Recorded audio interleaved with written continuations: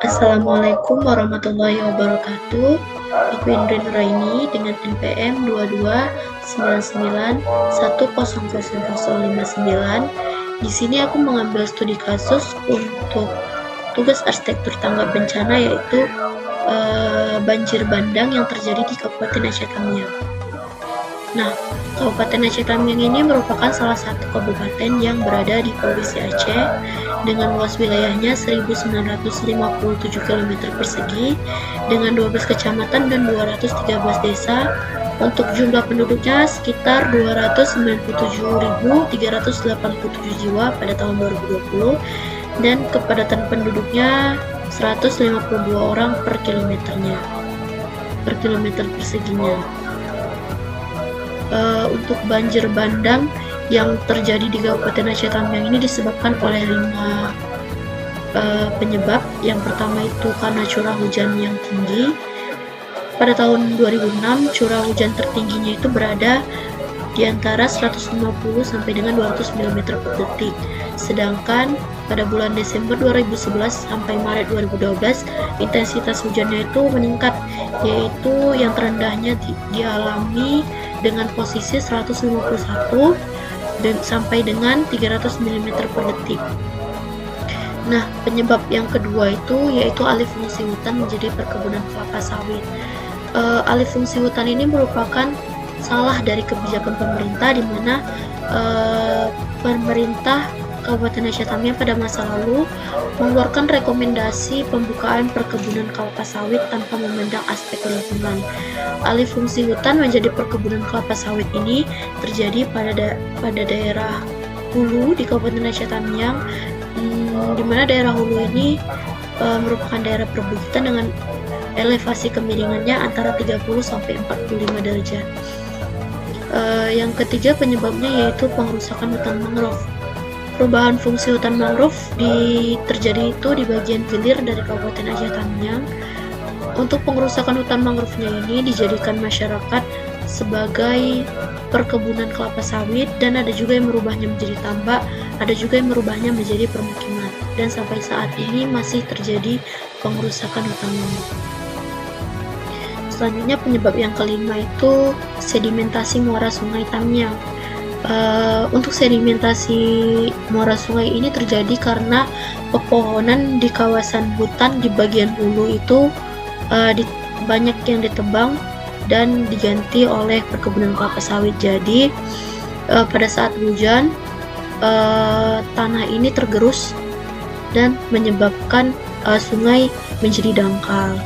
Kemudian pendangkalan sungai ini menyebabkan air kiriman dari hulu apabila hujan tidak bisa tertampung dan meluap ke bagian permukiman warga.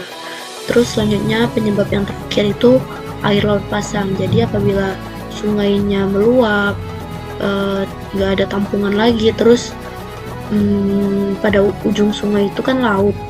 Nah, kondisi laut sedang pasang, maka itu akan memperparah kondisi banjir dan membuat air itu terus bertambah dan terus meluap. Nah, di sini aku mau kasih lihat gimana kondisi dari Kabupaten Aceh Tamiang itu sendiri, atau gambaran Kabupaten Aceh Tamiang, biar teman-teman semua paham. Ya. Nah, Kabupaten Aceh Tamiang ini merupakan ujung paling timur daripada Provinsi Aceh, di mana Kabupaten Aceh Tamiang ini merupakan perbatasan langsung dengan Provinsi Sumatera Utara. Jadi Kabupaten Aceh Tamiang ini merupakan pintu gerbang dari kegiatan distribusi papan pangan sandang menuju ke Aceh. Nah, ini merupakan Kabupaten Aceh Tamiang, di mana di bagian hulunya ini merupakan dataran tinggi, terus di bagian tengahnya ini merupakan daerah permukiman atau pusat kotanya dari Kabupaten Aceh Tamiang. Terus di daerah hilir ini juga permukiman. Terus daerah hilir ini banyak digunakan sebagai lahan pertanian, perkebunan, dan juga areal tambak. untuk bagian hilirnya sendiri bisa kita lihat kerusakan hutan yang terjadi. Ini banyak sekali hutan-hutan yang telah dijadikan perkebunan kelapa sawit. Nah, ini juga pokoknya di bagian hulu banyak dirubah menjadi perkebunan kelapa sawit, dan ya lahannya banyak yang gundul, sudah ditebangin. Dan bisa kita lihat ini merupakan Sungai Tamiang, di mana sungai ini mengalir dan berujung ke laut di bagian hilir. Bisa kita lihat kondisi sungainya di bagian hulu ini telah mengalami banyak sedimentasi, ya, karena tanah-tanah daerah sini sudah tergerus dan terbawa arus menuju sungai. Nah, sungainya sudah menjadi dangkal di bagian hulu. Selanjutnya di bagian tengah ini permasalahan, yaitu banyak masyarakat yang mendirikan bangunan rumah permukiman di daerah bantaran Sungai Tamiang. Nah, dimana ini adalah hal yang sangat berbahaya, terus bisa menyebabkan abrasi apa erosi sih? Nanya lagi. Terus yang kalau di bagian hilir ini merupakan area hutan mangrove.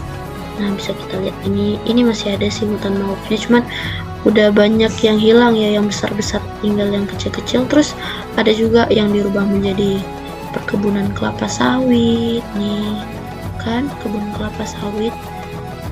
Di sini juga ada yang buat jadi perkebunan kelapa sawit nih. Ini jadi kebun kelapa sawit. Terus juga ada yang dirubah menjadi permukiman, ada juga yang dirubah menjadi areal tambak. Ini tambak, bagian sini juga banyak tambak ya.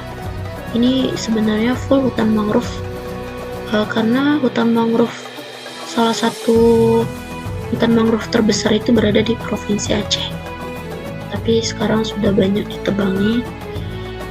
Nah, jadi apabila di daerah hulu terjadi hujan terus menerus selama berhari-hari, maka airnya langsung mengalir ke sungai. Tidak ada lagi resapan alami untuk air itu bertahan sementara atau meresap ke dalam tanah, karena ya kondisinya tanahnya sudah hutannya sudah dirubah menjadi perkebunan kelapa sawit.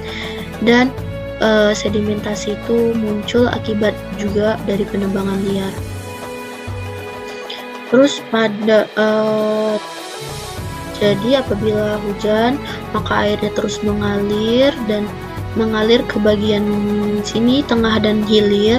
Dan di bagian hilir air tidak bisa keluar karena terjadi pasang air laut. Maka ya sudah, ini daerah hulu, tengah dan hilir, maka akan terjadi banjir. Pada tahun 2006 itu terjadi banjir bandang di Aceh Tamiang, di mana banyak sekali penebangan hutan yang kemudian kayu-kayunya itu dijadikan masyarakat sebagai bahan material bangunan. Kayu-kayu ilegalnya ini mereka salurkan ke bagian kota itu melalui aliran sungai. Jadi pada saat banjir bandang 2006, banyak sekali gelondongan-gelondongan kayu yang berhamburan atau terbawa arus air, dan tidak sedikit juga rumah-rumah yang hanyut di bagian di bagian tepi sungai atau bantaran sungai, juga menyebabkan kerugian di bagian hilir, karena ya masyarakat bagian hilir ini berpangku pada pertanian, perkebunan serta tambak. Jadi pada saat banjir datang, banyak lahan-lahan yang tergenang air, kemudian menyebabkan gagal panen, dan juga tambak-tambak ini penuh air, jadinya banyak ikan-ikan yang keluar. Jadi ya menyebabkan kerugian di bagian hilir juga. Terus apabila terjadi banjir bandang khususnya bagian hulu ini, mereka terkepung banjir sehingga banyak tidak bisa pemasukan makanannya jadi tersendat gitu.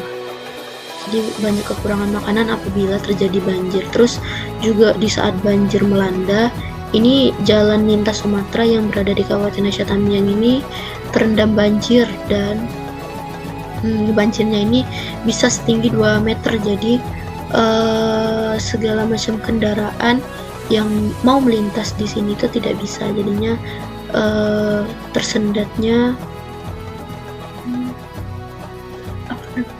tersendatnya kegiatan distribusi papan pangan sandang untuk Provinsi Aceh, jadi bisa menyebabkan kelangkaan barang-barang pokok. Nah, aku lanjut lagi ke slide berikutnya. Bentar, sini. Nah, untuk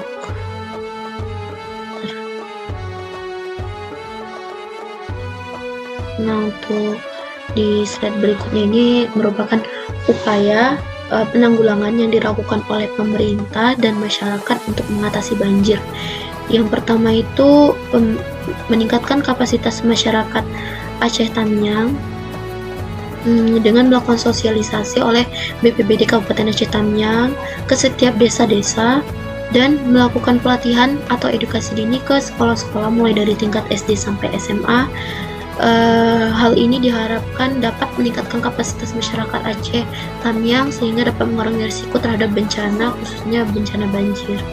Terus upaya yang kedua itu yaitu mengurangi kerentanannya dengan melakukan survei dan observasi terhadap titik kerentanan potensi terjadinya bencana banjir oleh tim Badan Penanggulangan Bencana Daerah Aceh Tamiang.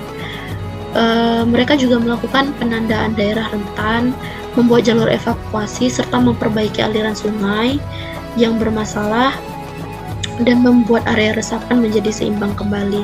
Terus upaya yang ketiga, mengurangi ancaman dengan cara memperbaiki aliran irigasi sungai dan membangun bendungan di Aceh Tamiang. Terus yang keempat yaitu membelah sungai Aceh Tamiang dengan membuat kanal timur dan kanal barat menggunakan metode pengerukan, dan yang kelima yaitu menggunakan metode pengerukan sungai-sungai yang dangkal. Nah, dari kelima upaya ini semenjak saya tinggal di Kabupaten Aceh Tamiang sejak tahun 2006 sampai sekarang, dan saya merasakan itu yang namanya banjir bandang pada bulan Desember 2006. Saya tidak pernah mendapatkan, atau masyarakat yang saya lihat selama ini tidak pernah mendapatkan sosialisasi, ataupun semenjak saya sekolah dari SD sampai SMA di Aceh Tamiang juga nggak pernah mendapat edukasi masalah bencana banjir yang dilakukan oleh BPBD. Programnya kurang berjalan. Terus yang kedua ini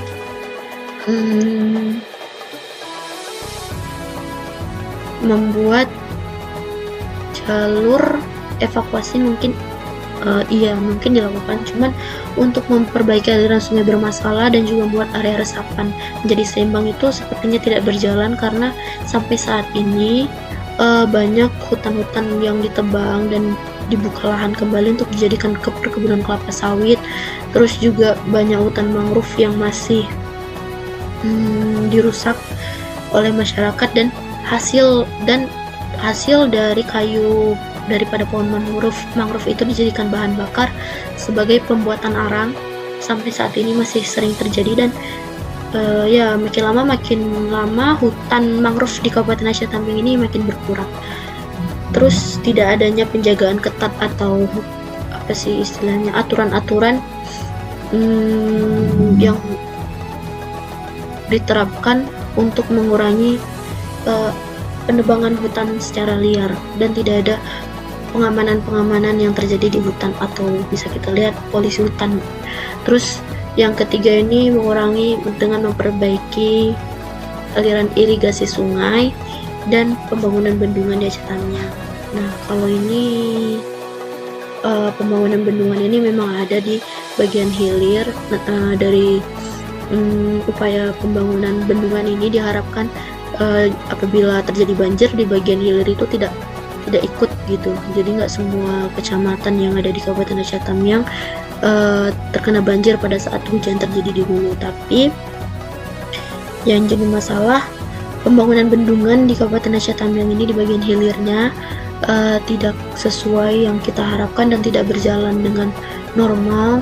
Jadi apabila terjadi hujan di bagian hulu, bendungan ini selalu saja bocor atau pecah karena bendungannya dibangun seadanya, seperti bukan pembangunan milik pemerintah. Jadi apabila hujan terus menerus, selalu bagian hilir juga tidak bisa terselamatkan karena bendungannya selalu bocor dan pecah. Terus upaya yang keempat ini membelah sungai Aceh Tamiang dengan membuat kanal timur dan kanal barat. Sebenarnya ini merupakan program pemerintah dari semenjak terjadinya banjir bandang tahun 2006. Nah, pemerintah Kabupaten Aceh Tamiang ini